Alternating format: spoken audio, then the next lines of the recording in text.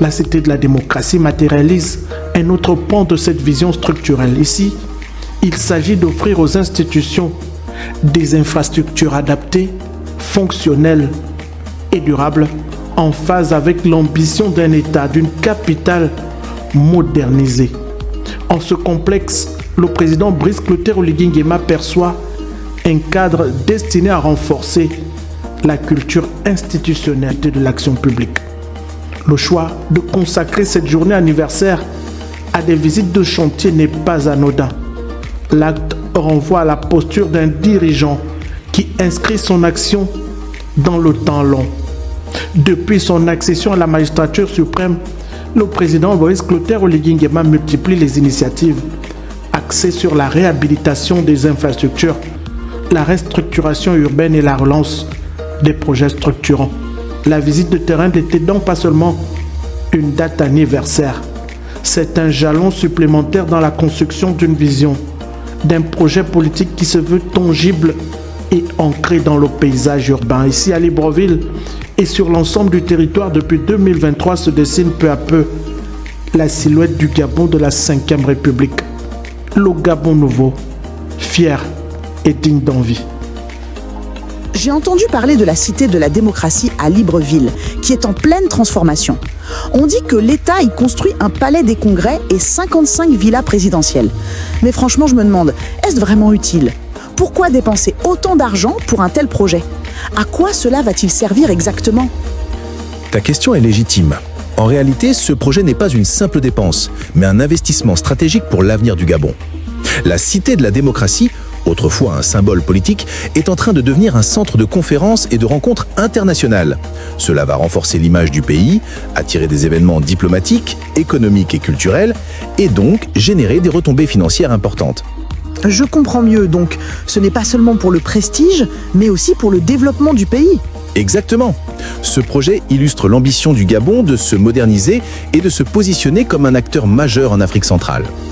Les travaux visent à faire de la Cité de la démocratie un symbole de progrès et de renaissance nationale.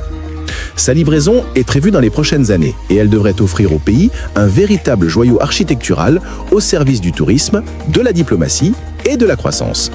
Ah, je vois. Finalement, ce n'est pas juste un édifice, c'est un message d'avenir pour le Gabon.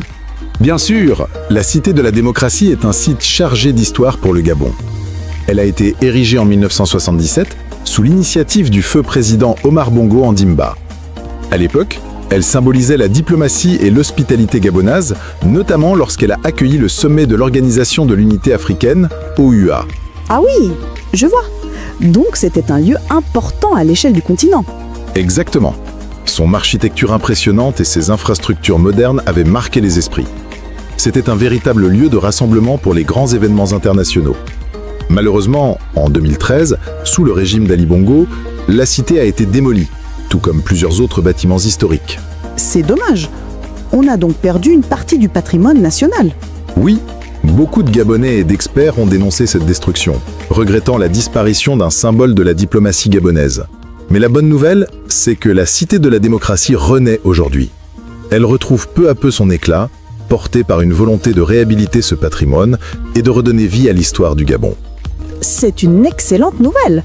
Ce lieu mérite vraiment de retrouver sa grandeur d'autrefois.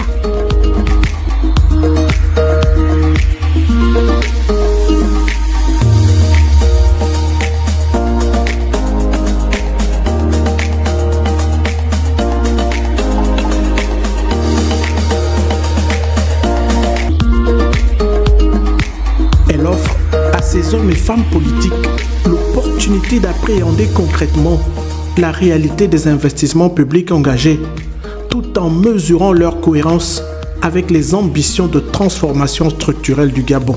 Nous apprécions donc l'invitation qui nous a été faite de visiter cela avant tout le monde, avant l'inauguration. Nous constatons le travail énorme qui a été fait et c'est sans commentaire. Il faut être honnête pour dire que c'est un travail titanesque qui a été fait. Rien à voir avec ce qui était là avant. Ici, à la Cité de la démocratie, les visiteurs ont pu découvrir un complexe à vocation institutionnelle et événementielle. J'ai participé à la conférence nationale en 90 dans l'ancienne salle, dans l'ancien décor. Et là, c'est tout autre chose et c'est vraiment extraordinaire. L'investissement qui se situe parmi les meilleurs du continent africain incarne une vision affirmée vers le dialogue, la concertation et le rayonnement diplomatique. C'est un énorme projet, c'est un très grand projet qui n'est plus que projet, qui est aujourd'hui réalisation et on espère que nous saurons être naturellement conscients de la valeur de l'investissement, de la nécessité de préserver cet investissement dans le temps. Donc j'encourage les pouvoirs publics, les autorités à prendre toute la mesure de la nécessité d'un véritable entretien de ce joyau. Les responsables politiques présents ont ainsi pu constater la portée stratégique d'un tel investissement, tant sur le plan institutionnel que sur celui de l'image du Gabon à l'international. Je suis très content de ce que je vois.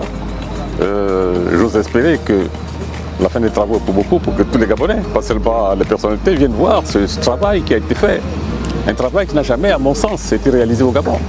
Et que des choses que nous voyons aussi, on ne les trouve qu'ailleurs.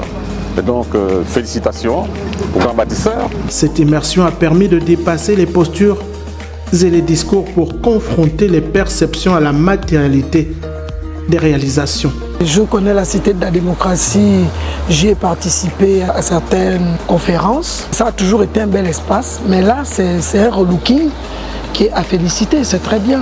En donnant accès à ces sites à l'ensemble des sensibilités politiques, le président de la République a posé un acte fort, réaffirmant son attachement au principe de transparence, de dialogue et de responsabilité partagée dans la conduite de l'action publique.